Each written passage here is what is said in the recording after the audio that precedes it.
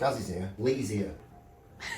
We're going to be talking about Christian Emery. A client came to us, they were doing luxury shoes. So we were tasked to come up with a name, brand, identity, looking at the packaging. And Gaz just went away with it, and again, he's just knocked it out of the park. We've got a really, really sketchy printout. We can't find the original drawing for some strange reason. Well, this is the original drawing, but it's scanned in and then been printed out again, so... What is that idea? We started looking at legacy, didn't we? That was a big thing that came from the meeting. The guy wanted to leave the legacy behind. We started looking into like sort of symbolisms of that, and I think we stumbled across the Ouroboros, which I've come across in video games and films and stuff in the past. Big one is at the Altered Carbon, actually, Netflix.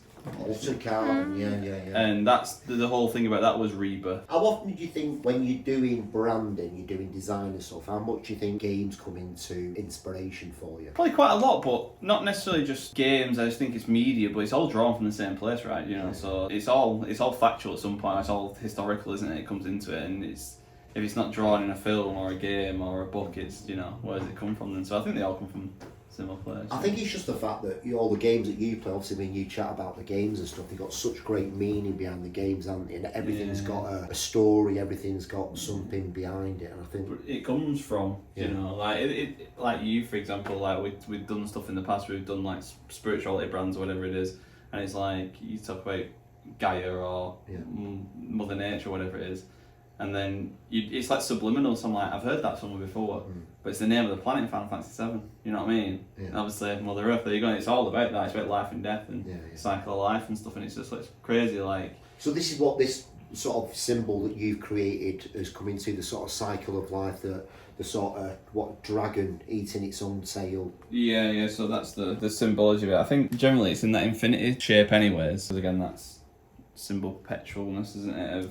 Of never-endingness, the constant cycle of life and death. And then I think we just scaled up a bit more to be more like a crest, I think. Do you know? And that's where the idea we come with it is obviously very symmetrical, very nice on the eye. But this old feeling of this like traditionally English sort of family crest was sort of weaving in there as well. And also with the dragons, quite synonymous with England, isn't it, as well? Again, you've drawn it out, sketched it out, scanned it in, put it into Illustrator. The initial drawing, again, not too long. I think what I did with this one, because I sort of knew the shape, I wanted it to be pretty perfect from the rip, so I made this shape in Illustrator, then I believe I printed that out and then used that as a template to draw the top of it. Obviously you can tell it's not perfect, but there's a general guideline. It's better on the screen now. I can't believe the original drawing's somewhere, isn't it? I don't know where it is, we did have it. Hand drawn that's taken you how long? A couple of hours maybe an hour. And then again scanned it in, took it into Illustrator, and then the Illustrator version, as you can see on screen.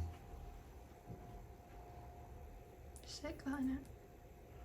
It's taking you how long? Days. 3 or 4, I think. We also know that this is that detailed that it's not going to work on a lot of mediums, so Gaz has come up with like a simplified version, which is obviously the left-hand side one. So obviously that's used more for, you know, if you was embroidering it on the actual product or smaller instances.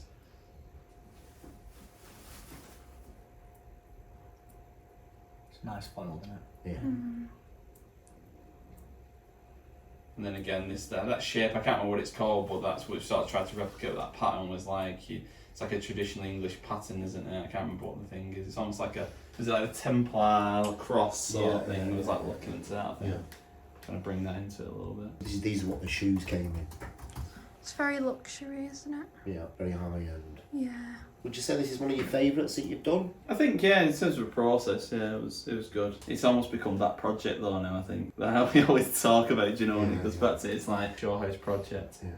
I don't know how that affects my thing of it. I mean, critically, I look back at it now, I was like, is it the best execution I could have done of that detailed version? At the time, I think working in Illustrator maybe was. Again, that's just progression, and I think it still works really well as a flat colour. Flat, yeah. Ironically, I think it probably looks better flat than it does thingy, but again, I think that's the execution of it. I still think the other one looks good, but I feel like, you know, if I had another crack at it, it looks better on black and zoomed out. But yeah, it was like individually grading each section of the scales and stuff, so it gives you that 3D sort of lit feel. It was a bit painstaking. That's it. Another one. Gaz knocked it out of the park again. Another one. Smashed it. Well done, Gaz. 7 years! Yeah! He's got a compliment of Lee. Yeah!